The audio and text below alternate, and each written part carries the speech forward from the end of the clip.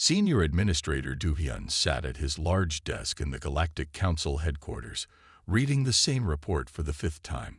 His three hearts beat faster with each reading. The white walls of his office, usually calming, now felt like they were closing in on him. "This cannot be correct," he muttered, his scaled fingers tapping nervously on the crystal display.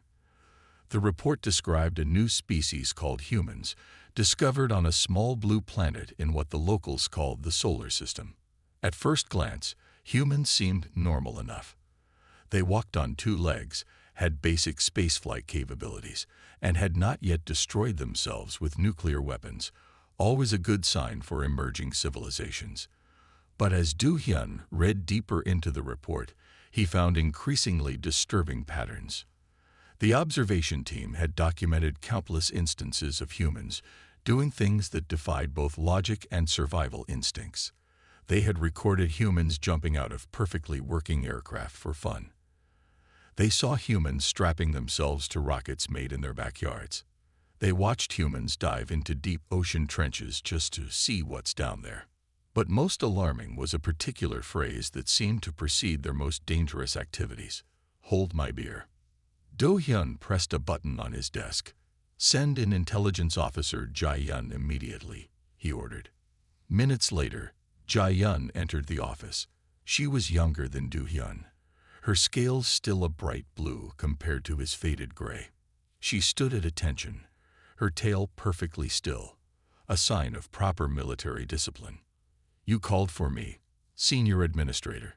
"Yes," Do-hyun said, turning the crystal display toward her. "Please explain how a human survived this incident." The display showed a human male standing at the edge of a massive waterfall. The human held a small container, later identified as beer, and handed it to his friend. He then said the phrase and rode down the waterfall in nothing but a wooden barrel. "That's the fascinating part, sir," Jae-yun said, her eyes lighting up with excitement. "By all our calculations, survival was impossible. The water pressure alone should have crushed the barrel. Yet the human emerged with only minor bruises, laughing and asking to do it again." Do-hyun's facial scales darkened, a sign of deep concern. "And you say this behavior is common?" "Very common, sir. We have thousands of recorded instances. Humans appear to be at their most innovative and successful when they're attempting something everyone else considers impossible." Jae-yun brought up more images on the display. "Look at this one. A human repaired a fusion reactor with nothing but adhesive tape and something called WD-40, right after saying those words." "This is deeply troubling," Do-hyun said. "A species that not only ignores impossible odds but actively seeks them out. The implications for galactic security." "Sir," Jae-yun interrupted, then quickly lowered her head in apology. "If I may, perhaps we're looking at this wrong. Yes, humans are dangerous, but mainly to themselves, and they have a 60% success rate in these impossible tasks. That's 60% success in situations where our probability calculators show 0% chance of survival." Do-hyun stood and walked to the window, looking out at the massive space station that served as the Galactic Council's home. Ships of all sizes moved in careful, predictable patterns. Everything was ordered, logical, safe. "Prepare a full report," he finally said. "I want every recorded instance of this 'hold my beer' phenomenon analyzed." "And Jae-yun," he turned to face her, "let's keep this between us for now. If the Council knew that a species existed that regularly defied mathematical probability for fun, it might cause a panic." As Jae-yun left his office, Do-hyun looked again at the images of humans performing their impossible feats. For the first time in his long career, he faced a species that didn't just push the boundaries of what was possible. They seemed completely unaware that such boundaries existed. And somewhere on that small blue planet, another human was probably saying, "Hold my beer," right now. Intelligence Officer Jae-yun sat in her research pod, surrounded by holographic displays showing hundreds of human activities. For the past month, she had been studying their behavior patterns with increasing fascination. Her small office in the intelligence wing was now covered with images and data charts about humans. "Computer, play observation file 247, she commanded. The main screen lit up with footage of a human settlement called Australia. In the video, a human approached a creature that the database identified as one of the most venomous snakes on Earth. Instead of running away, the human said the now familiar phrase, "Hold my beer," and proceeded to catch the snake with his bare hands. Jai-yun made another note in her report. Humans appear to have limited or no self-preservation instincts when challenged. Her communication panel blinked. "Officer Jai-yun," a voice called. "The council requests your preliminary findings in 1 hour." She looked at her scattered notes and sighed. How could she explain humans to a group of beings who had built their entire civilization on careful planning and risk assessment? An hour later, Jai-yun stood before the Galactic Council. 12 representatives from different species sat in a semicircle, their expressions ranging from curious to concerned. Senior Administrator Do-hyun nodded for her to begin. "Honorable Council members," Jai-yun started, activating her presentation display.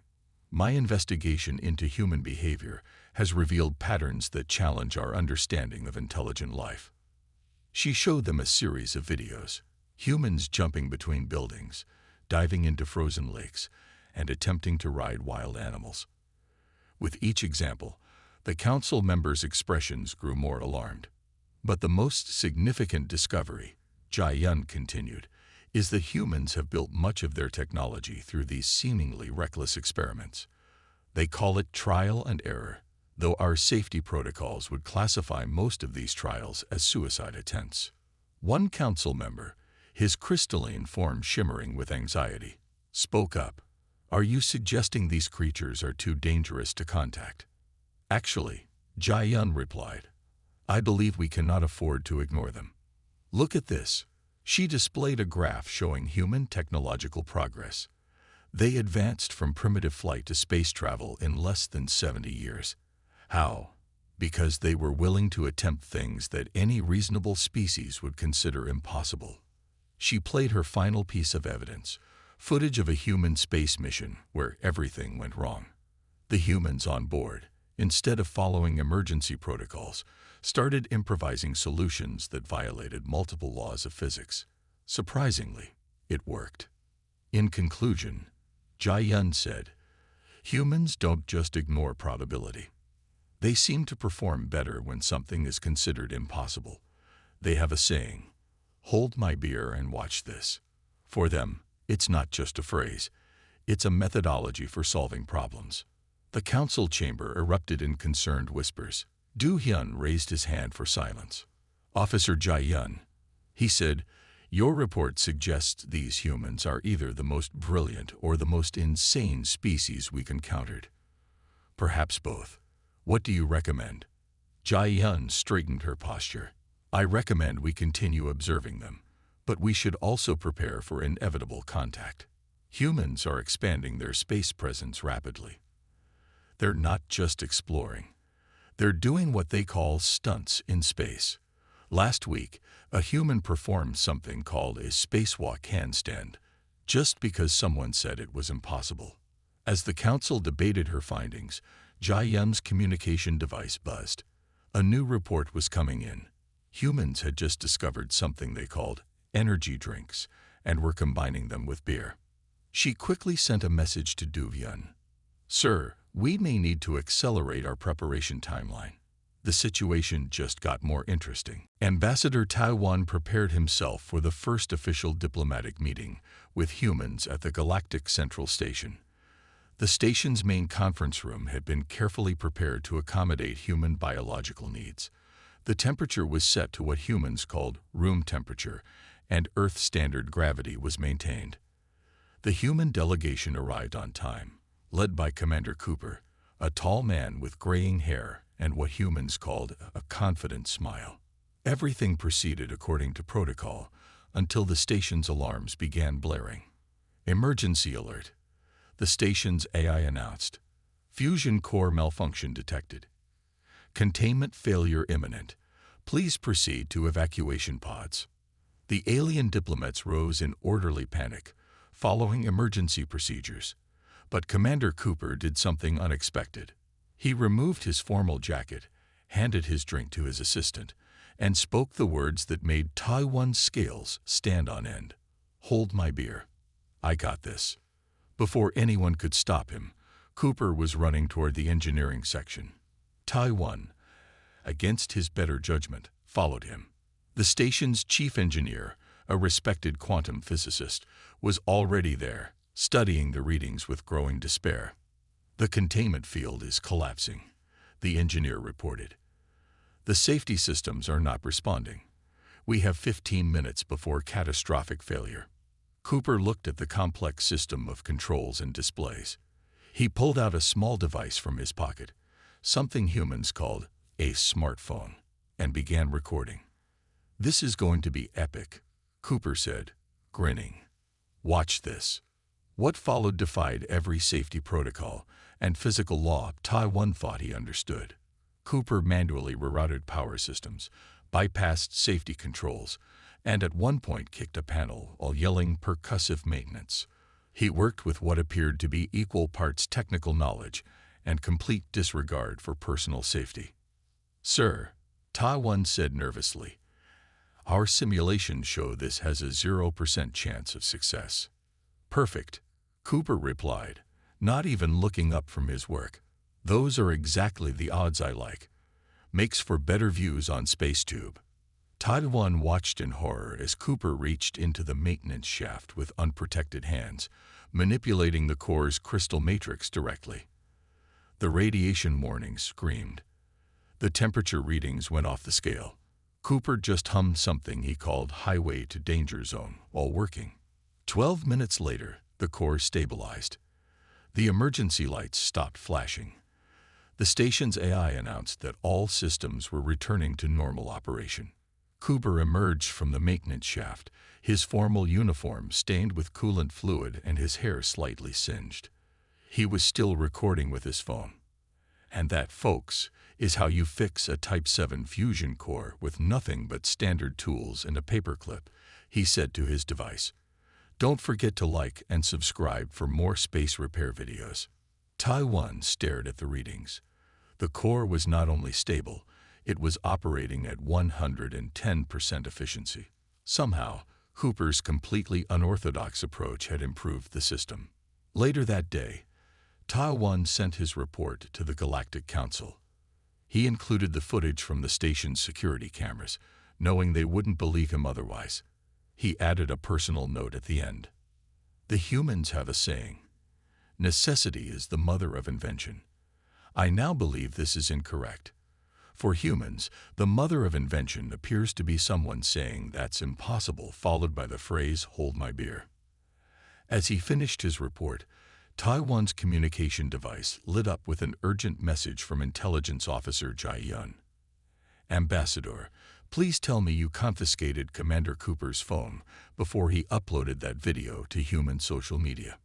Taiwan looked out his office window just in time to see Cooper showing his awesome fusion core fix video to a group of young alien engineers, all of them watching with dangerous fascination. The galaxy would never be the same. Security Chief He Jin studied the mounting evidence on his screens with growing concern. After Commander Cooper's video went viral across the galactic network, incidents of aliens attempting to replicate human "hold my beer" moments had increased by 300%. The medical bays were overwhelmed. "This cannot continue," He Jin announced to his Security Council. The meeting chamber was filled with the top security experts from across the galaxy. "We must implement new protective measures immediately." He displayed Commander Cooper's fusion core repair video, which had now gathered over 10 billion views. This single human has inspired chaos across 3 sectors. Yesterday, a young Centaurian attempted to fix a quantum drive by hitting it with a wrench because, and I quote, "That's how humans do it." The Security Council members shifted uncomfortably in their seats. One of them still wore bandages from attempting what humans called a skateboard trick in zero gravity. He Jin activated his presentation system.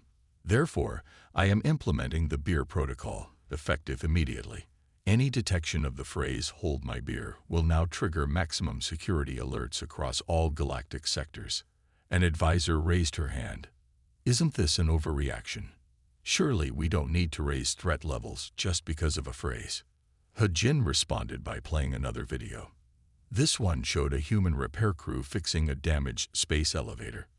Their solution involved using the elevator's own momentum to tie itself into a knot, creating a temporary support structure that violated several laws of physics.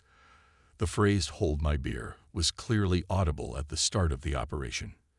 The phrase is not just words, Hajin explained. It is a warning sign. When humans say these words, they are about to attempt something that our best computers calculate as impossible, yet they succeed approximately 60% of the time. He brought up more data on the screens. Our analysis shows that human innovation spikes dramatically after these words are spoken. They enter a state we cannot fully understand, where the impossible becomes merely improbable, and the improbable becomes routine. The beer protocol was implemented across the galaxy. Security systems were programmed to recognize the phrase in over 3,000 languages and dialects.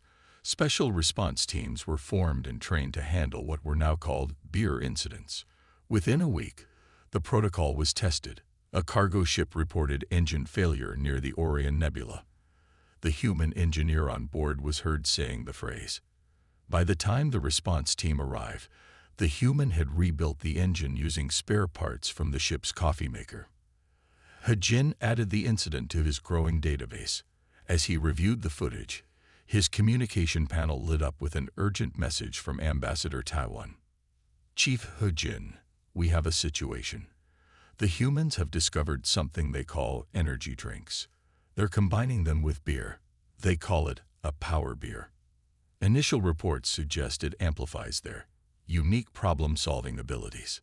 Hajin quickly accessed the observation feeds. He watched in horror as a human construction team, powered by these new beverages, rebuilt an entire space station in half the expected time by using methods that their own engineers described as winging it. He immediately sent an emergency update to all security forces. Beer protocol now extends to all human beverages. Exercise extreme caution. They're evolving. As Hajin finished sending the alert, his screen showed 15 new incidents requiring immediate attention. The galaxy was learning a hard lesson. You could plan for anything, except humans with beverages and something to prove. The Centauri Prime space station hung silently in space, its normal brilliant lights reduced to emergency flickers. Junior engineer Song Min monitored the deteriorating situation from the Galactic Emergency Response Center. The station's power core had been damaged by an unexpected solar flare, leaving 5,000 civilians trapped inside. Standard evacuation protocols have failed. The station's administrator reported through a static-filled communication channel. The emergency systems are offline. We estimate 3 hours before complete life support failure. Song Min watched as various rescue ships attempted to dock with the damaged station. The magnetic shield fluctuations made traditional approaches impossible. The situation seemed hopeless until a small human rescue vessel appeared on the sensors. "This is Captain Rodriguez of the Earth Emergency Response Team," a calm voice announced over the common channel. "We've assessed the situation. Everyone, please stand back." Song Min's threat detection system immediately activated as it picked up the dreaded phrase over the communication channel. "Hold my beer." Following protocol, Song Min sent out the maximum threat level alert. But before reinforcements could arrive, the humans had already begun their operation. Their approach defied every rescue procedure in the manual. The human team used mining equipment in ways its manufacturers had never intended. They created what they called a gravity slingshot, using the station's own malfunctioning shield generators. Captain Rodriguez described their calculations as roughly right and good enough, terms that made Song Min's professional training scream in protest. "Sir," Song Min reported to his superior, "they are attempting to create a temporary docking tunnel using repurposed cargo containers. And are those food replicators?" "Affirmative. Captain Rodriguez responded cheerfully over the channel. If you run enough power through them, they make excellent emergency shield generators. We saw it in an old entertainment program called MacGyver. Some men watched in professional horror as the humans executed their rescue plan. They were ignoring safety margins, violating physics protocols, and somehow succeeding. The makeshift docking tunnel they created shouldn't have worked according to any known engineering principles, yet it held stable. We're calling it the noodle maneuver, Rodriguez explained while directing evacuees through the tunnel. Because it's flexible, like pasta. Also, we were having lunch when we thought of it. 3 hours later, all 5,000 station residents had been safely evacuated. The human rescue team had completed their mission with 0 casualties, using methods that would give safety inspectors nightmares for years to come. In his official report, Song Min struggled to explain how the humans had succeeded. Their solution had involved improvised gravity manipulation, creative use of food preparation equipment, and what they called eyeballing it for crucial measurements. Later that evening, Song Min received a message from Security Chief Jin. Additional information for your report. The human team was under the influence of both beer and energy drinks during the operation. They're calling it a power beer rescue. Update threat assessment protocols accordingly. Song Min looked out his office window at the now empty station. The humans' rescue tunnel still floated there, a testament to their unique approach to problem solving. It was made of cargo containers, spare parts, and what appeared to be several recycled beverage dispensers. As he finished his report, Song Min added a personal note. Perhaps our understanding of maximum threat level needs revision. When humans say, "Hold my beer," it might not signal danger to the galaxy. It might instead signal hope. Science Director Mayray stood before the Galactic Council's emergency session. The Grand Chamber was filled to capacity, with representatives from every major species present. The recent success of the human rescue team at Centauri Prime Station had forced the Council to reevaluate their understanding of human capabilities. Mayray activated the main display, showing detailed analysis of human behavior patterns. Honorable Council members, my research team has completed our study of the hold my beer phenomenon. Our findings are remarkable. She displayed a graph showing human problem-solving capabilities under various conditions.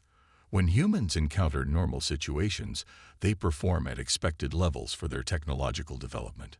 However, when they announce "Hold my beer," their innovation capabilities increase by approximately 300%. The council chamber filled with murmurs of disbelief.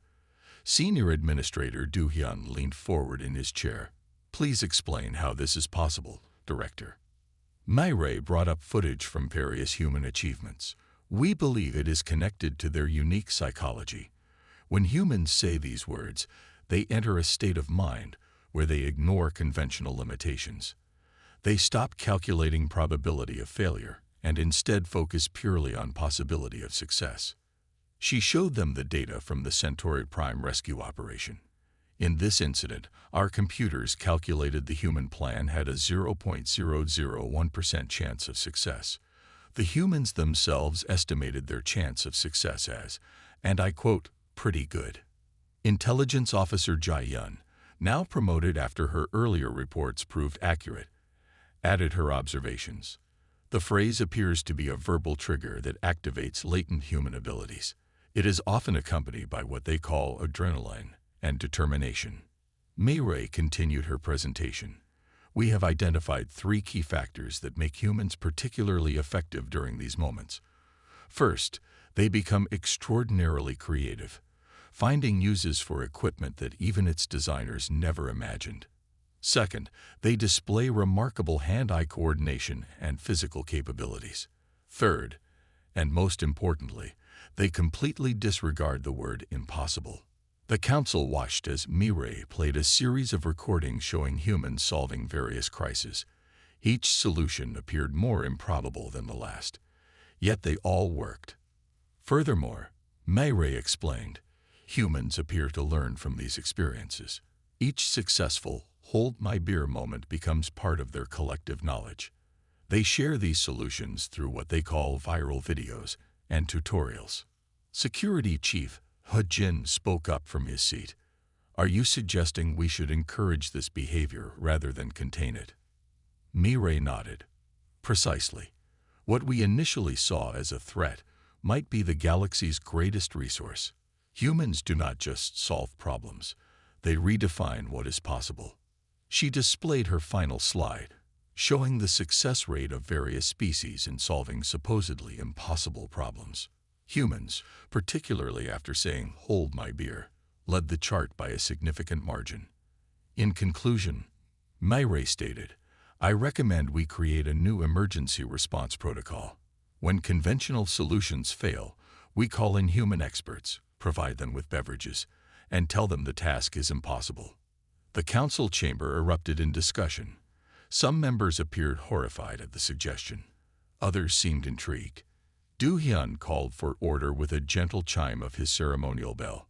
Director Mireille, he said, your findings will require careful consideration. However, I believe we can all agree that humans have proven themselves to be uniquely capable. As the session concluded, Mireille received an urgent message. Humans had discovered a new beverage they called espresso. The galaxy's understanding of what was possible might need another update very soon. Admiral Yoon-gai walked through the newly established Human Crisis Response Center, observing the various teams at work. The center, built in the heart of the Galactic Council's main station, represented a complete reversal of the galaxy's previous approach to human behavior. After Director Mireille's presentation to the Council, Yoon-gai had proposed a controversial solution, deliberately creating controlled hold my beer scenarios to solve major galactic problems. Despite significant opposition, the Council approved a trial program. The first test came sooner than expected. The Proxima colony faced imminent destruction from an approaching solar flare, one far larger than their shield systems could handle. Traditional evacuation was impossible due to the time constraints. We need human innovation, Yoon-gai announced to his staff. Bring in the crisis team. The human team arrived, led by Commander Cooper, who had become something of a legend after his fusion core repair video. They carried with them an assortment of beverages, including their latest discovery, espresso. Yoon-gai presented the situation. The solar flare will hit in 6 hours. Our simulations show no possible way to save the colony. Cooper grinned, already reaching for his drink. No possible way, you say? Perfect. Hold my beer and my espresso. What followed was both terrifying and fascinating to watch. The humans began proposing solutions that sounded more like plot points from their entertainment videos than actual scientific proposals. They suggested using the colony's shield generators to create what they called a solar surfing bubble. The plan is simple, Cooper explained, drawing diagrams that violated several laws of physics. We'll ride the flare instead of fighting it.